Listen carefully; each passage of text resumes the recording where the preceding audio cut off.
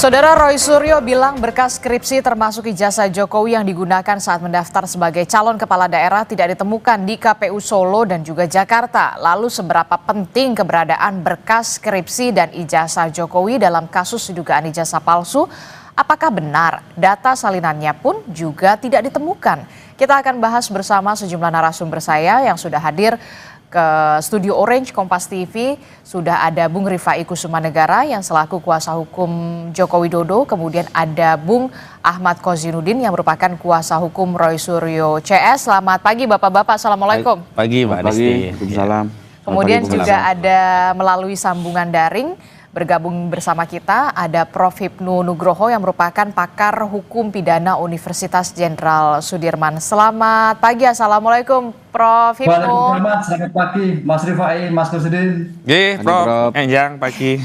Nah, ini kita masih membahas yang tampaknya masih menjadi sorotan publik ini ya, setelah kemarin kita tahu ada pernyataan resmi dari Rektor UGM begitu ya, Bung Kozinudin dan juga Bung Rifai, yang menyatakan bahwa memang betul Pak Jokowi ini memang skripsi lulus, bahkan ujian skripsinya terlaksana pada 23 Oktober 1985. Nah, pendapatnya dari kubu Roy Suryo CS ini seperti apa? Baik, bismillahirrahmanirrahim. Sebelum kami memberikan statement terkait respon atas video tersebut, ada baiknya ya kita coba lihat respon publik terhadap dua video yang diunggah di kanal YouTube resmi UGM itu seperti apa. Tadi saya sudah lihat hingga hari ini 3 hari yang lalu diunggah untuk UGM menjawab ijazah Joko Widodo itu ada 335.000 ditonton, ada 6,6 like dan 19.000 komentar. Yang menarik adalah komentar teratas itu ada statement begini, terima kasih UGM, makin yakin kalau memang palsu. Kemudian yang kedua ada pernyataan Rektor UGM terkait ijazah Joko Widodo sudah 147.000 ditonton 3 hari yang lalu juga, ada 2,3 ribu like dan 6,1 ribu komentar.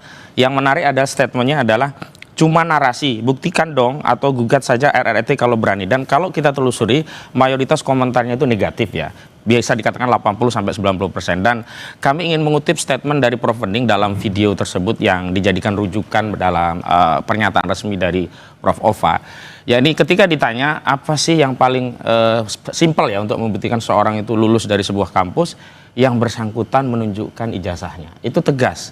Dan hari ini justru yang menjadi soal itu adalah ketika Saudara Joko Widodo tidak menunjukkan bukti itu kepada publik, karena sekarang domainnya sudah menjadi domain publik. Kalau dikatakan bahwa yang punya wewenang hanyalah pengadilan, sebenarnya ini juga tidak konsisten, karena sebelumnya Saudara Joko Widodo sempat memberikan atau menunjukkan ijazah tersebut kepada sejumlah media, ada 11 kalau tidak salah di Solo, yang sebenarnya tidak ada kepentingan media untuk bertanya itu. Justru ketika ada yang bertandang langsung dan resmi, ada surat juga ke UGM termasuk ke Solo, justru itu tidak ditunjukkan. Dan yang kedua juga UGM saya kira hanya merepetisi narasi yang sebelumnya sudah disampaikan di 2022 yang lalu. Karena sebenarnya pernyataan-pernyataan serupa itu bukan hanya sekali ini, beberapa kali dikonfirmasi, bahkan kualitas pernyataan kali ini jauh lebih buruk daripada sebelumnya.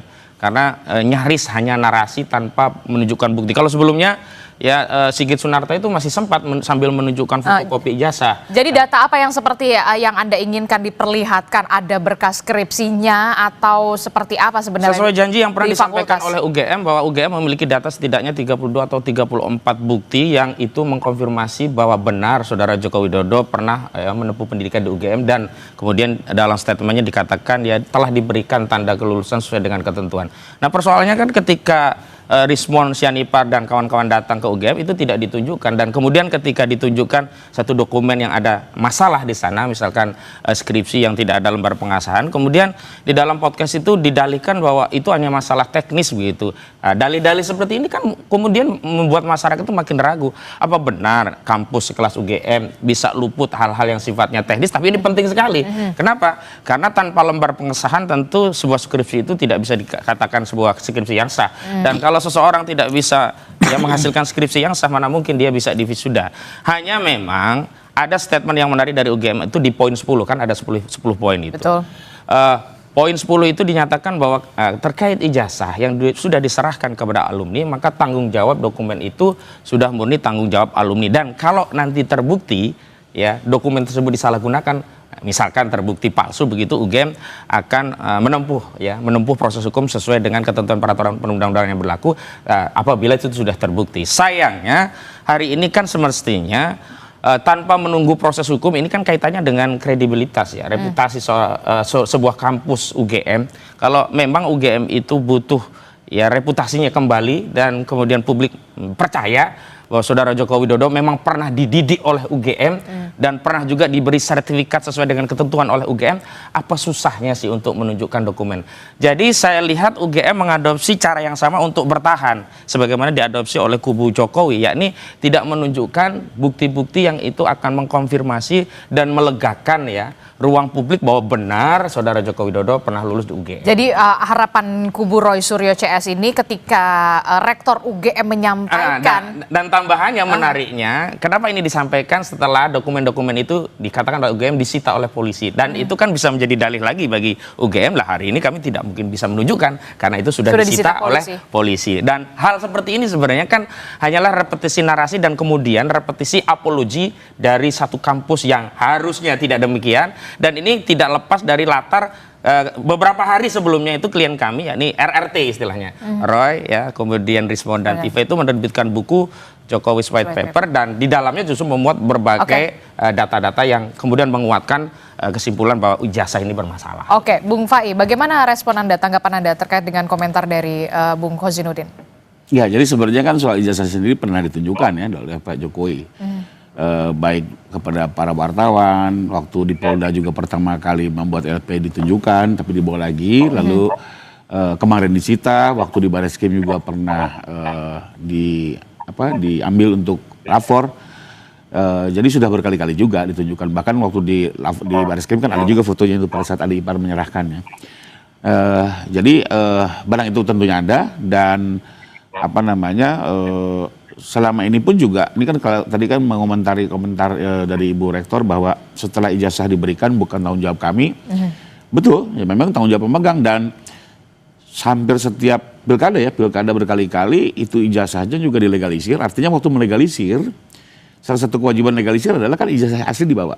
Ya, itu pun jelas. Jadi sejak pilkada Solo di 2005, 2010 ditunjukkan dapat legalisir, masuk yang Jakarta. Jadi ya memang selama ini ada, cuma memang tidak kita tunjukkan karena kembali lagi kita belajar dari presiden waktu UGM pertama kali melaunching dengan mengeluarkan fotokopi dengan niat baik ingin mengklarifikasi keberadaan sertifikat ijazah ya. Yang ada kan dari kubunya TPUA menyerang ya, mempersoalkan sebenarnya persoalan yang remeh-temeh lah. Nama Sumitro atau Sumitro gitu ya, foto, tapi kan kembali lagi. Jadi sebenarnya sudah ditunjukkan, tapi kemudian masih ada nada-nada penyerangan, itulah yang kemudian. Itu yang membuat kita kalau dibuka lagi, muncul isu baru lagi tidak pernah selesai, dan kasihan publik gitu ya. Jadi sehingga untuk itu, dan satu lagi sebenarnya, kalaupun ditunjukkan secara fisik, pertanyaannya, kalau memang topiknya adalah menguji keaslian, kan Kasat Mata tidak mungkin bisa menilai. Ya, kembali lagi harus apa? Karena ini analog dibawa ke lapor. Lapor pun sudah menguji dan sudah menyatakan identik. Jadi sebenarnya soal ijazah sebenarnya sudah clear gitu ya. Sekarang isu baru kan soal skripsi. Berkas skripsi. Skripsi kan kembali lagi kan waktu itu Pak Rismond datang ke perpustakaan, selalu dicari celah-celahnya ini. Ini bercanda nih. Ada setetes kopi aja nempel di situ, mungkin waduh ini jangan-jangan ada zat apa gitu ya. Jadi, emang betul nyari celah-celahnya Bung Kozin? Kita tidak cari celah, memang ada anomali ya tentu kita komentari, dan anomali-anomali inilah yang membuat publik makin yakin oh ini barang bermasalah begitu loh. Nah kalau ingin publik yakin barang ini tidak masalah, ya silahkan diakses barang tersebut dan silahkan diuji, karena kalau barang itu asli tentu siapapun yang menguji kesimpulan akhirnya akan sama, identik, asli begitu. Tetapi kalau barang ini pada akhirnya yang akan ditampilkan itu adalah yang beredar ya, yang ada kacamata dan seterusnya, ternyata itu yang dipegang, maka ya keyakinan kami, hakul yakin ya klien kami menyatakan ya barang ini palsu karena yang diuji tidak jauh beda dengan apa yang selama ini diuji oleh. Tapi kan kita sudah tahu sudah ada gelar perkara khusus yang dilakukan oleh Bareskrim Polri. Apakah ini tidak memuaskan dari ini soalnya adalah kredibilitas dari lembaga yang bersangkutan di mata publik, karena banyak anomali sebelumnya, misalkan kasus Joshua Huta Barat ya, kasus-kasus yang kemudian publik menyaksikan kalau di kasus-kasus yang lain saja bisa demikian, apalagi di kasus ini. Sebenarnya sederhana saja kalau Bareskrim ya menguji dan kemudian pengujiannya itu dilakukan secara transparan, para pihak bisa ikut melihat setidaknya klien kami yang punya kapasitas untuk ikut turut menguji dan kemudian hasilnya sudah disampaikan, selesai juga. Tapi persoalannya kan Barreskrim seperti ikut terlibat untuk menutupi kasus ini dengan tidak melibatkan para pihak yang punya kepentingan dengan kasus ini untuk turut menguji, sehingga semacam ada kekhawatiran kalau ada yang turut menguji jangan-jangan hasilnya beda dengan apa yang sudah dihasilkan oleh Barreskrim. Ini yang kemudian membuat publik curiga. Bung Fai, ini gimana nih? Tidak mencari celah sebenarnya, tapi memang kalau menurut Bung Kozi memang ada anomali dan barang ini ada masalah. Sebenarnya kan kalau soal keaslian ijazah sih sudah selesai ya dalam kacamata kami. Pertama ya Pak Jokowi sendiri yang memegang selama ini dan meyakini betul, beliau yang tahu betul tentang dari mana dia memperoleh ijazah ini dan selama ini beliau simpan kan gitu ya. Lalu kedua, institusi sudah menegaskan berkali-kali ya, ini Bu Ova kedua kali. Bahkan yang sekarang ini tambahannya adalah pertanyaan-pertanyaan yang selama ini menjadi anomali kalau dari Bang Ahmad ya sudah terjawab. Misalnya soal kenapa ada Sumitro dan Sumitro. Ternyata ada 2 SKP Dikbud waktu diangkat beliau sebagai dekan termasuk sebagai guru besar. Dan di situ memang ada perbedaan ejaan. Ya, So dan Soe gitu. Terus soal Pak Kasmunjo sudah terjawab juga. Beliau betul-betul pembimbing akademik dan itu ada di semua dokumen administrasi perkuliahan Pak Jokowi ya. KRS itu ya. Itu kan selalu pembimbing harus taken. Itu ada semua. Jadi ini sebenarnya sudah terjawab. Cuma memang sekarang begini Mbak, yang perlu kita agak bedakan adalah sebenarnya hari ini perkara yang di depan mata itu bukan perkara pemalsuan, tapi perkara fitnah pencemaran nama baik. Nah, di mana ya mau tidak mau tentunya dari kubu teman-teman TPU harus melakukan pembelaan. Dan salah satu pembelaan yang paling baik adalah kembali lagi mempersoalkan bahwa seolah-olah dokumen ini palsu ya, karena pada saat asli maka seolah-olah unsur fitnah itu menjadi terpenuhi, tapi kalau tetap dianggap palsu maka unsur itu akan terbantahkan. Jadi ya saya rasa wajar saja ya ini terus dipersoalkan, ini dianggap sebagai anomali, tapi kembali lagi nanti paling menarik di persidangan semua dibuka ya. Kami memiliki sejumlah bukti yang menyatakan ini asli. Teman-teman TPU juga memiliki mungkin bukti-bukti yang dianggap ini menjadi seolah-olah palsu. Nanti silakan hakim yang akan memutuskan dari 2 bukti-bukti yang ada. Termasuk masyarakat juga bisa mengikuti dalam persidangan. Karena memang ini jadi sorotan publik begitu ya. Pasti masyarakat juga masih terus mengawal dan juga mengawasi kasus ini. Saya ke Prof Hipnu dulu. Prof Hipnu, Anda juga kan sebagai akademisi begitu ya di Universitas Jenderal Sudirman begitu ya. Saya ingin meminta respon dulu dari Anda sebagai akademisi, Prof Hipnu. Apa yang sudah dilakukan oleh Rektor UGM dengan adanya video pernyataan tersebut? Bagaimana respon Anda? Apakah ini sudah semakin dalam tanda kutip ya upaya kampus begitu ya untuk kemudian menjernihkan ini semua atau seperti apa kalau menurut Anda, Prof Hipnu? Terima kasih Mbak. Jadi pernyataan Bu Rektor UGM saya kira itu sebagai bentuk klarifikasi yang selama ini ada perdebatan tentang ijazah. Sebagai lembaga pendidikan yang mengeluarkan ijazah sudah memberikan suatu pernyataan yang runtut. Cuman pertanyaannya, kita juga harus melihat keinginan publik. Keinginan publik itu pernyataan-pernyataan formal tadi, tapi juga ditunjukkan pernyataan-pernyataan materialnya. Ada suatu skema, ada suatu alur, ini tampaknya yang belum dijelaskan. Sehingga alur pikir itu menjadikan suatu kebenaran materialnya, walaupun formal. Tapi ibarat step by step yang dilakukan oleh Bang Kosinudin itu jelas. Oh ini tidak hanya aslinya di mana, perolehnya di mana, sidangnya di mana, skripnya berapa. Itu tampaknya kalau kita suatu penelitian itu roadmap Pak Jokowi dari masuk sampai akhir itu perlu dibuat satu alur kan itu loh. Nah alur itu yang tampaknya sampai kemarin sampai saat ini belum pernah terjadi, sehingga asas sebagai bentuk keterbukaan Mas Kosinudin juga masih ramai terus. Sedangkan Mas Rifai juga sudah memberikan, tapi pemberitaan nanti di kepolisian ini kan nggak ketemu, sehingga seolah-olah sebetulnya mindsetnya ini Pak, apakah pernyataan yang secara material di kepolisian itu juga dibawa ke ranah publik kan gitu arahnya kan, sehingga pada saat diskusi penyelesaian perkara penghasutan nama baik itu sudah clear dulu, oh ini palsu, oh ini membuat palsu. Kan konteksnya tadi Mas Rifai kan sudah jelas itu. Tapi pertanyaan Mas Kondifudan kan, loh ini kan rumusan pemalsuan itu ada membuat palsu dan memalsu. Lah, akan bergeser yang tadinya memalsu menjadikan sudah tidak, tapi membuat palsu kan gini. Ini mutar terus, sehingga salah satu yang terjadi menurut saya sebagai mencari kebenaran material, roadmap yang terjadi detik per detik, tanda tangan termasuk bukti-bukti saya kira perlu dijelaskan secara konkret sehingga tidak ada sedikit pun celah yang menjadikan suatu perdebatan. Oke, Gitu, jadi Mbak. menurut Anda apa yang sudah disampaikan oleh Rektor UGM Profesor Ova ini hanya sebatas klarifikasi, tidak memenuhi asas material begitu ya. Seperti yang diketahui Joko Widodo ujian skripsi terlaksana 23 Oktober 1985. Ini yang kemudian menurut Anda harus dibuktikan ada berkas-berkasnya, berkas-berkas penunjang Ya, untuk kemudian tanggalnya, bisa ada berita ini semakin acaranya, terang benderang. ada Tapi pengujinya, gitu tampaknya seperti itu. Jadi sebagai bentuk pertanyaan publik, oh betul sudah ada. Nah, gitu. oke. Itu hanya komunikasi itu sebetulnya gitu. Jadi menurut Anda apa yang dilakukan oleh UGM rektornya itu masih kurang begitu ya? Tidak menjawab atas pertanyaan yang masih menjadi pertanyaan Roy Suryo CS dan juga netizen begitu menurut Anda? Ya, melihat perkembangan netizen seperti itu, pengennya seperti hanya pembuktian di persidangan, tapi juga di pembuktian di non persidangan ini di peradjudikasi. Tapi secara etika kampusnya bagaimana sebenarnya, Prof. Hipnu, boleh nggak sebenarnya? Kalau dalam hal suatu proses klarifikasi, menurut saya boleh-boleh saja, karena itu kan hanya menjelaskan. Pertanyaan yang dirisaukan oleh masyarakat, kapan ujiannya? Siapa yang menguji? Tanda tangannya seperti apa? Perubahannya seperti apa? Kalau ada sudah clear itu sebetulnya. Nah, itu yang tampaknya kemarin masih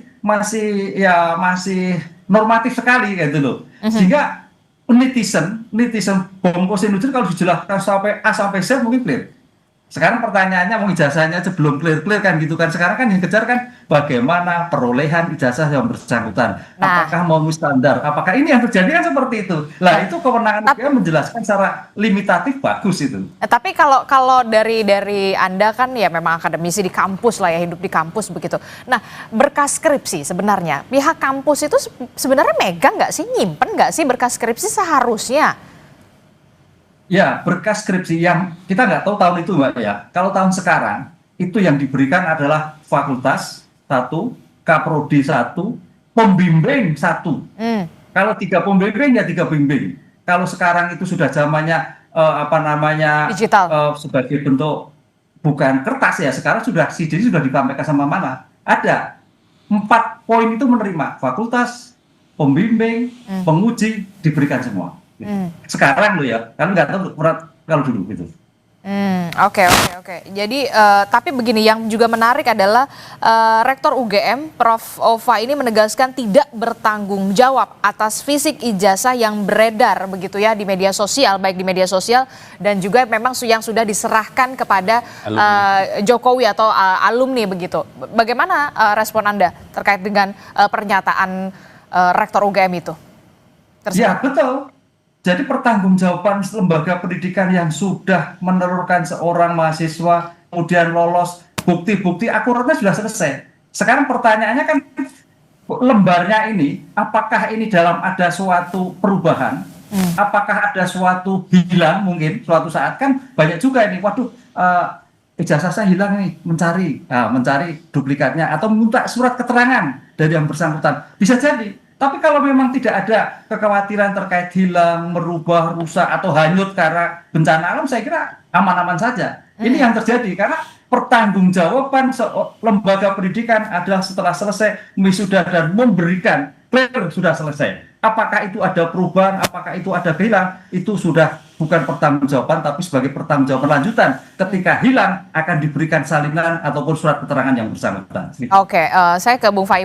Kalau menurut Prof. Hipnu begitu ya, memang seorang akademisi dan hidup di kampus begitu ya. Ini hanya klarifikasi, tidak menyentuh kepada material, tidak seharusnya menjawab pernyataan publik begitu netizen, kubu Roy Suryo CS ditunjukkan, termasuk juga berkas skripsi dan lain-lain sebagainya. Respon Anda? Ya, saya sependapat. Jadi memang ini lebih kepada statement, sekalipun memang harus dipertanggungjawabkan ya, karena dia membawa institusi, dinyatakan depan publik, apalagi berkaitan dengan perkara yang sedang berjalan. Kembali lagi, kenapa mungkin kemarin dari pihak UGM tidak menunjukkan semua detailnya? Karena kembali lagi belajar dari peristiwa 2022, ditunjukkan dokumen, tidak selesai malah menimbulkan isu-isu baru. Tapi saya sendiri kan ngikuti juga ya, sebelum proses ini terjadi saya lihat langsung.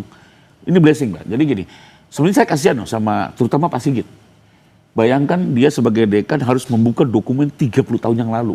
1985. Saat Pak Jokowi kuliah tuh beliau masih SD kalau nggak salah gitu. Beda 10 tahun. Terpaksa dia harus membuka kayak arkeolog, dibuka administrasinya.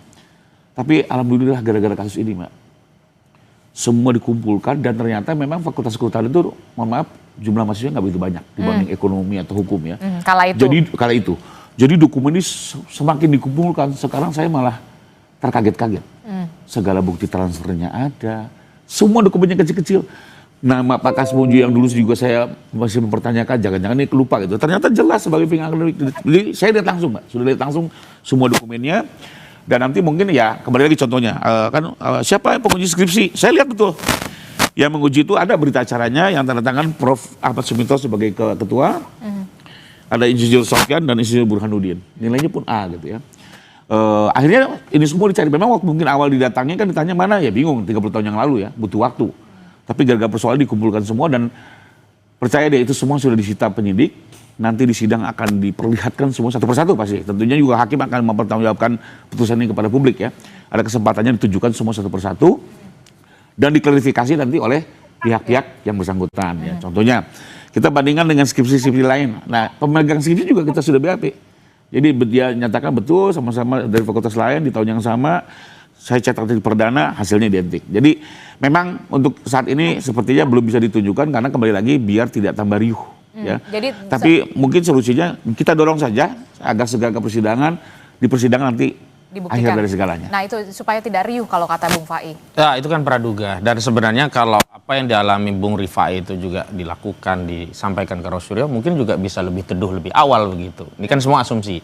Dan saya ingin tegaskan, memang benar itu adalah sebuah klarifikasi resmi. Tapi sekali lagi, anomali-anomali yang ada di tengah masyarakat terkait ijazah saudara Joko Widodo itu tidak bisa selesai dengan narasi, harus dengan bukti. Jangankan 2 kali statement ya, mau ribuan narasi, kalau tidak ada bukti ya publik masih mempertanyakan.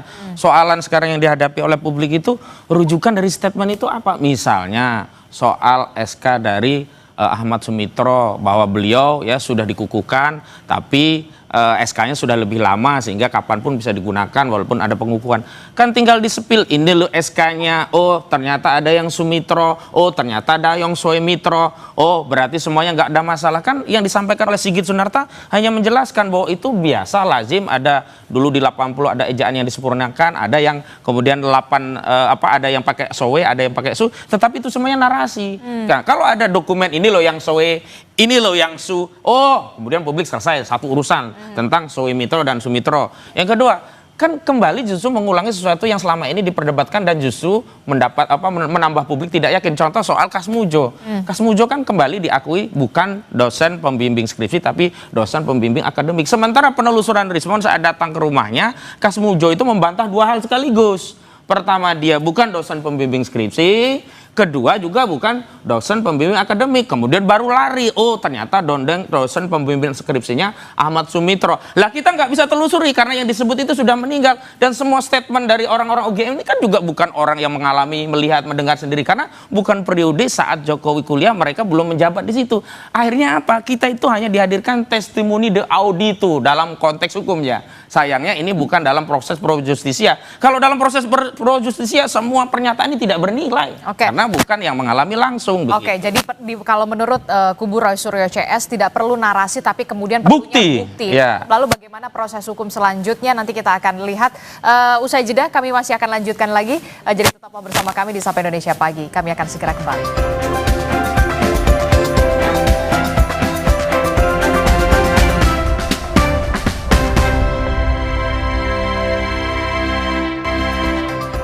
Terima kasih Anda masih bersama kami di Sapa Indonesia Pagi. Saudara, kita masih membahas soal bagaimana kasus tudingan ijazah Jokowi ini. Saudara, Rosuryo CS melawan UGM yang kita tahu kemarin Rektor UGM sudah memberikan klarifikasinya begitu ya, berupa video.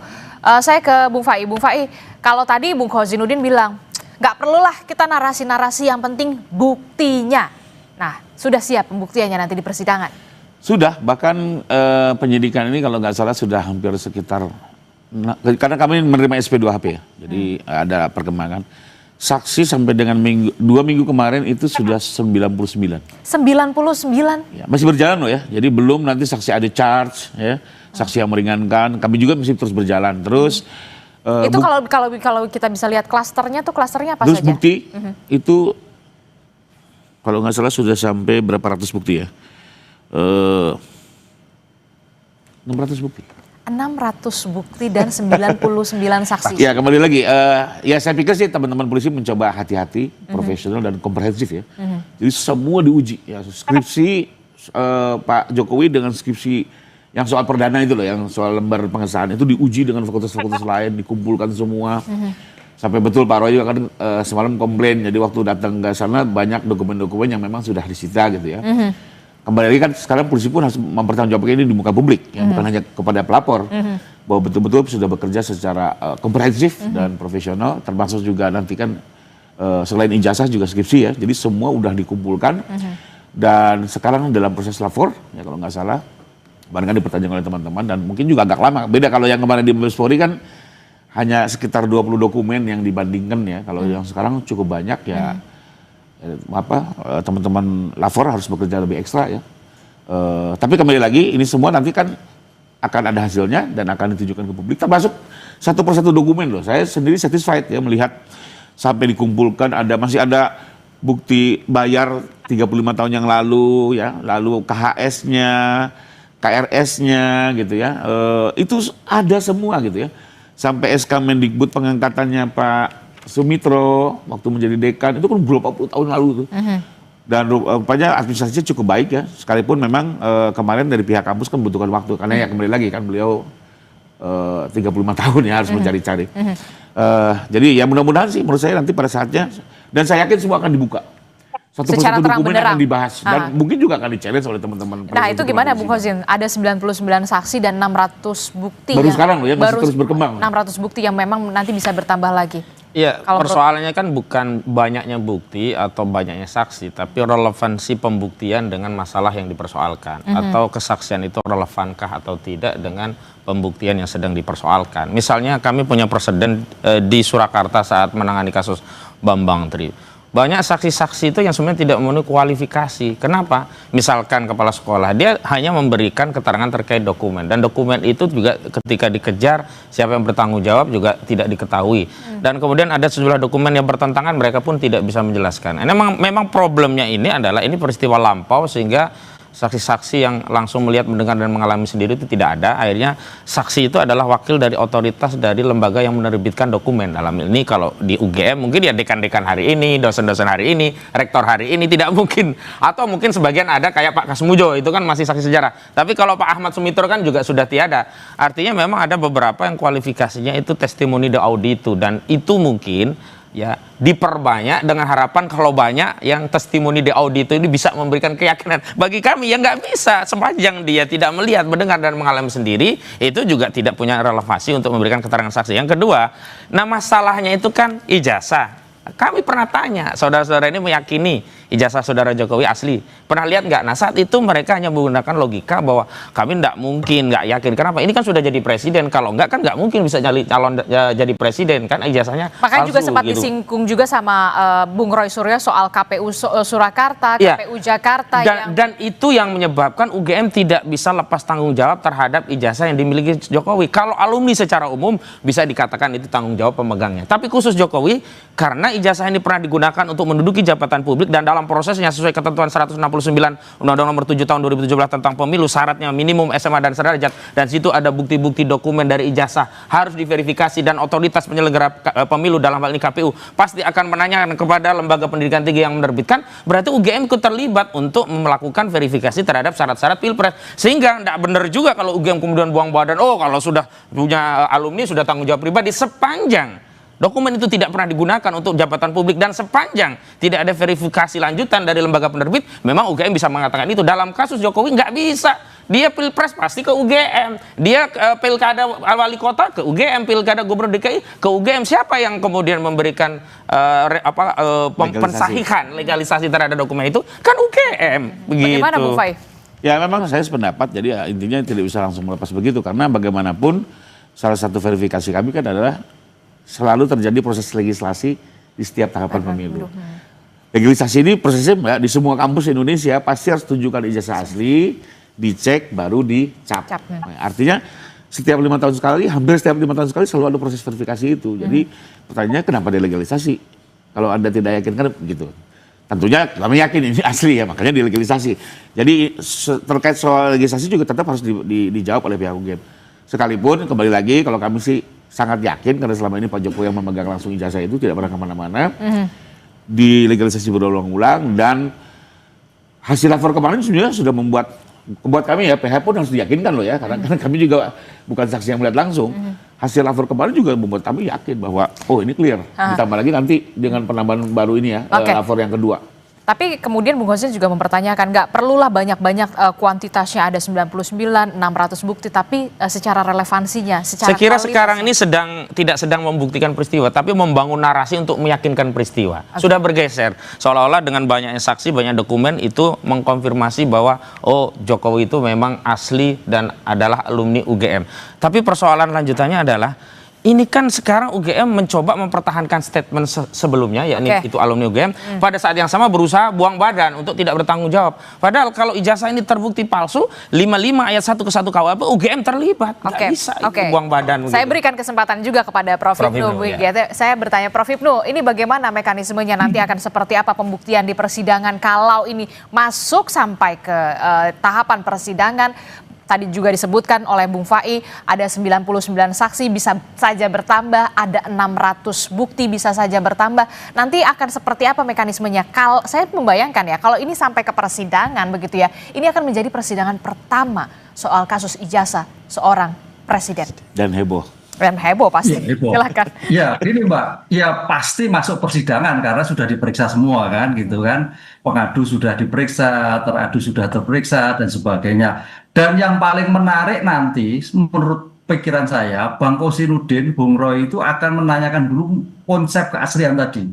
Walaupun memang bahwa terhadap dakwaannya mungkin terhadap kaitannya dengan fitnah, berita bohong dan sebagainya. Tapi yang dikejar ke sana. Itu yang pertama. Yang kedua, dalam pembuktian itu memang jantungnya suatu sistem peradilan pidana. Oleh karena itu dalam pembuktian ini agak menarik, karena tadi Bang Kosin, Bang Rudi menyatakan, kita harus berpikir 35 tahun yang lalu.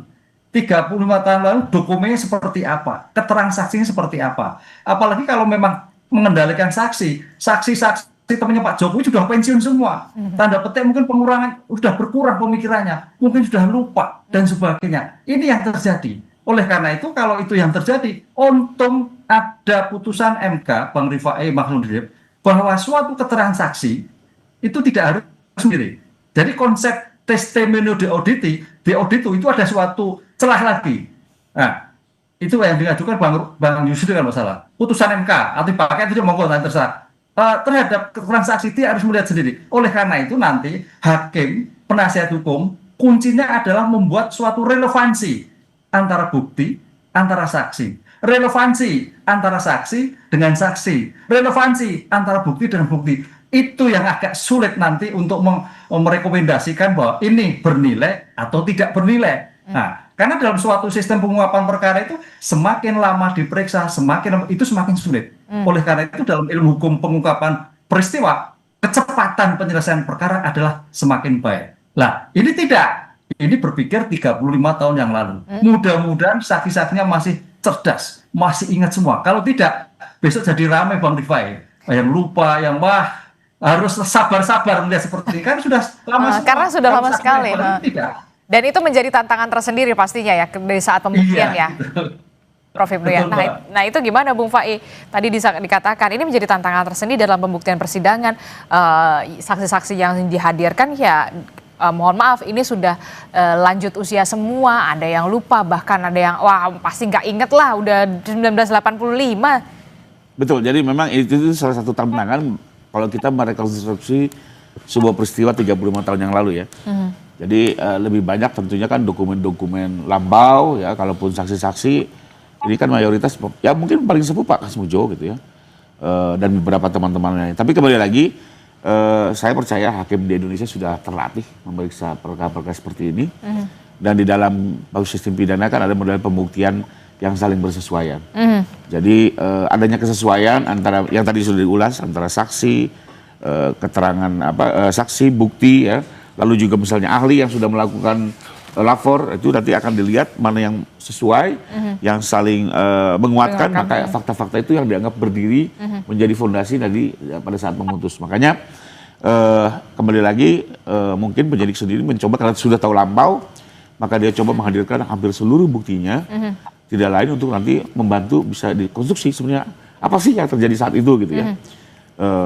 Dan saya sih yakin, apalagi mungkin hakim-hakim di Jakarta sudah cukup berpengalaman lah.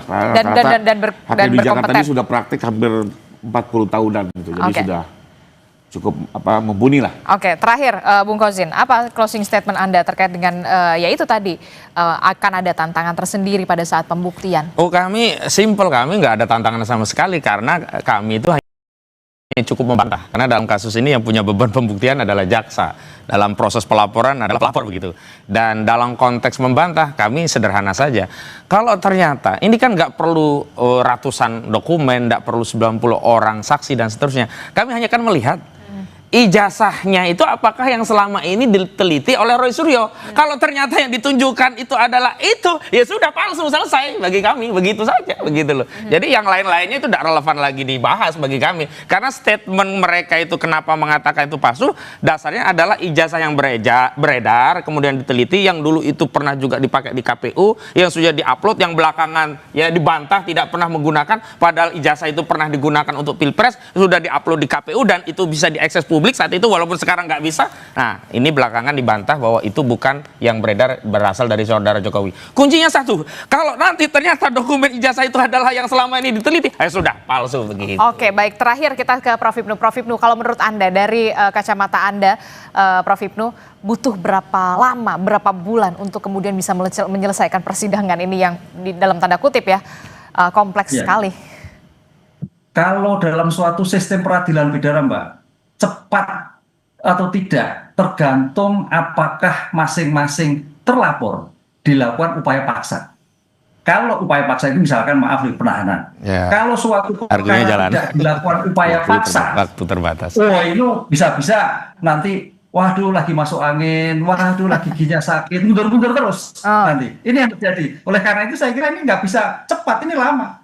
Itu kunci suatu peradilan itu apabila ada upaya paksa. Sepanjang tidak ada upaya paksa, ya semuanya melihat suatu keadaan. Karena peradilan kita itu meletakkan sebagai asas subjek yang sama, asas akusatur. Sehingga kalau nanti kliennya Bang Rifai itu, ternyata saksinya sakit gigi, ya tunggu dulu, mundur lagi kan gitu loh. Karena ini udah usia semua gitu. Oke, pasti. Oke, nanti kita akan lihat bagaimana proses ini akan terus bergulir. Terima kasih Prof. Hipnu telah bergabung bersama kami memberikan pengetahuannya. Kemudian ada Bung Hosinuddin, kemudian juga ada Bung Faid. Terima kasih Bapak-bapak, sehat selalu. Assalamualaikum. Selamat pagi.